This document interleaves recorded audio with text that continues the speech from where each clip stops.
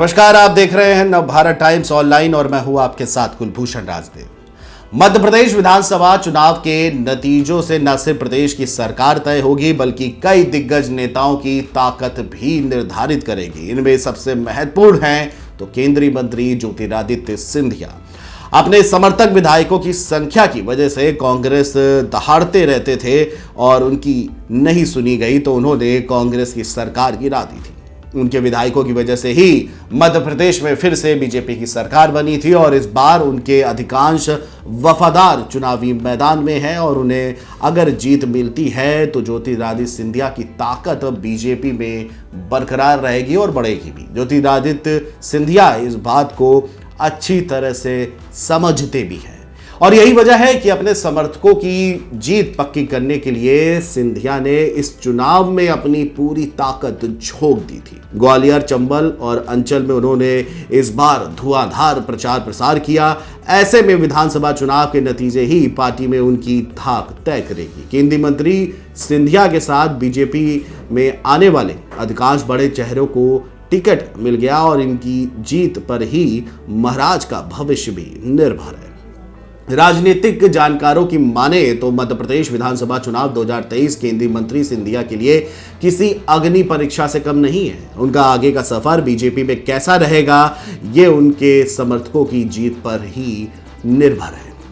सिंधिया के साथ आने वाले उनके बड़े समर्थकों में सांवेर से तुलसी सिलावट, ग्वालियर से प्रद्युमन सिंह तोमर, सुर्खी से गोविंद सिंह राजपूत, डबरा से इमरती देवी समेत ऐसे कई बड़े चेहरे हैं जिनकी जीत सिंधिया के लिए बेहद जरूरी है। दरअसल केंद्रीय मंत्री ज्योतिरादित्य सिंधिया के पिता माधवराज सिंधिया ने जब कांग्रेस छोड़कर अपनी पार्टी बनाई थी उस समय सागर में नई पार्टी का झंडा उठाने वाले सबसे पहले व्यक्ति गोविंद सिंह राजपूत थे। तभी से गोविंद सिंह राजपूत को ग्वालियर राजघराने का बेहद करीबी माना जाता है। तभी से ना तो गोविंद सिंह राजपूत ने सिंधिया परिवार को छोड़ा और न ही सिंधिया परिवार ने गोविंद राजपूत को। ऐसा ही जुड़ाव ज्योतिरादित्य सिंधिया का तुलसी सिलावट और प्रभु राम चौधरी, महेंद्र सिंह सिसोदिया, इमरती देवी और प्रद्युमन सिंह तोमर से भी माना जाता है।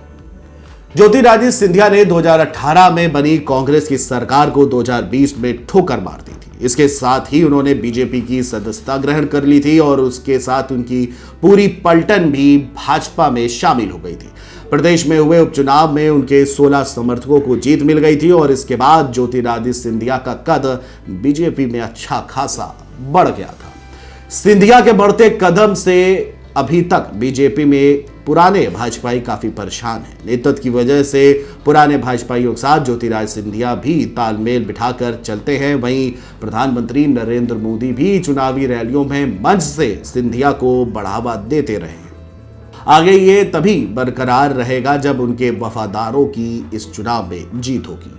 2020 में हुए उपचुनाव में डबरा से इमरती देवी, सुमावली से एंदल सिंह कसाना और मुरैना से रघुराज सिंह कसाना चुनाव हार गए थे और इसके बावजूद सिंधिया समर्थक इन नेताओं को बीजेपी ने फिर चुनाव मैदान में उतारा है। हालांकि सिंधिया समर्थक 7 नेताओं को उपचुनाव में चुनाव जीतने के बाद भी पार्टी ने इस बार उन्हें चुनाव में नहीं उतारा। इनमें ओपीएस भदौरिया, रक्षा सनेरिया, सुमित्रा देवी को टिकट नहीं दिया जबकि रणवीर जाटव, जसवंत जाटव और गिरिराज दंटोली उपचुनाव में चुनाव हार गए थे और इस चुनाव में भी उन्हें टिकट नहीं मिला है।